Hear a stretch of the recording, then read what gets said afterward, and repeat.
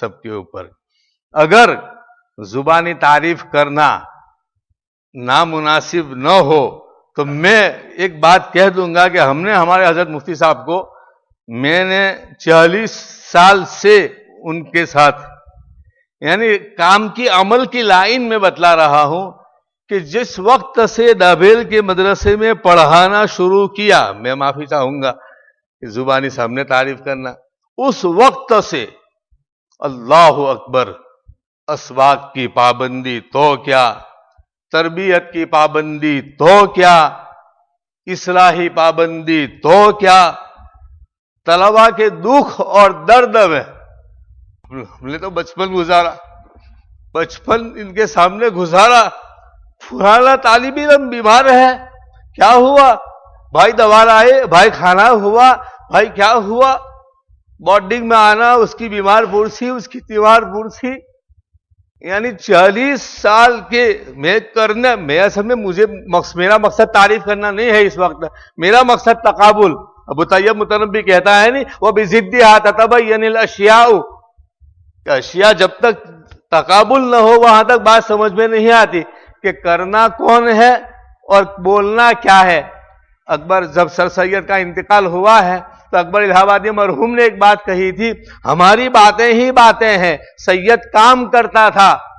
ہماری باتیں ہی باتیں ہیں، سید کام کرتا تھا. نہ بھولو فرق جو ہے کہنے والے کرنے والے میں. کوئی کچھ بھی کہے ہم تو یہی کہتے ہیں اکبر کہ خدا بخشے بہت سی خوبیاں تھی مرنے والے میں. کرنا الگ ہے اور شور کرنا، مخلوق کے سامنے آنا، اور مخلوق کو یوں بتلانا کہ یہ باہر اب جو گلشن میں آئی ہوئی ہے سب پود انہی کی لگائی ہوئی ہے. تو ہم نے تو اس کو حقیقت میں دیکھا وہاں دابیل میں کہ یہ سب پود انہی کی لگائی ہوئی ہے. تربیت کی، اس کے بعد پھر اخیر میں نظامت تعلیمات کے زمانے میں، اور اللہ اکبر درگزر بڑے سے بڑا اپنا کٹر دشمن. لیکن یہ اس مسجد کی کرسی پر بیٹھ کر قسم کھا کر کہتا ہوں کہ کبھی اس کے ساتھ انتقامی کارروائی نہیں کی. جس زمانے میں ان کے قلم چلنے کے اوپر لوگوں کے فیصلے ہوا کرتے تھے، اس زمانے میں بھی کبھی کسی سے انتقامی کارروائی قطعاً نہیں کی. فلاں شخص اس قابل ہے، اس سے طلباء کو نفع پہنچ رہا ہے، پہنچاؤ. ہمارا مقصد طلباء کو اسی لیے ہم نے جمع کیا ہے. جب پہلی مرتبہ ایکسیڈنٹ ہوا تھا موٹر سائیکل کے اوپر سے سورت سے آتے ہوئے، حالانکہ وہ ہندو تھا، شراب پیے ہوئے تھا، اس نے مارا، پاؤں ٹوٹ گیا، فریکچر ہو گیا، مخلوق وہاں جمع ہو گئی.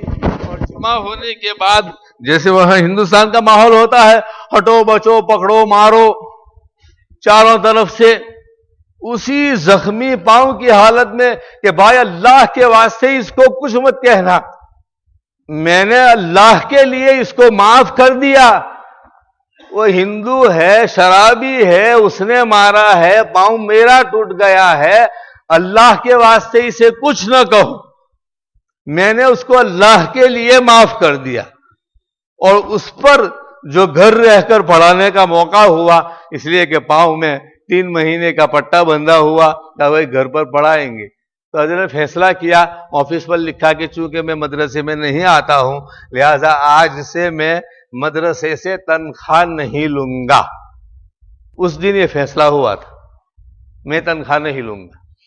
اب جب 3 مہینے پورے ہو گئے، چلنے والے بھی بن گئے، اس کے بعد پھر آگے جب 3 مہینے اللہ تعالیٰ نے ایسے ہی چلایا بغیر تنخواہ کے، تو اب اپنے مرشد حضرت مفتی محمود صاحب گنگوئی رحمۃ اللہ علیہ کی اقتدا میں کہا اب ہمیشہ کے لیے مجھے مدرسے سے کچھ نہیں چاہیے.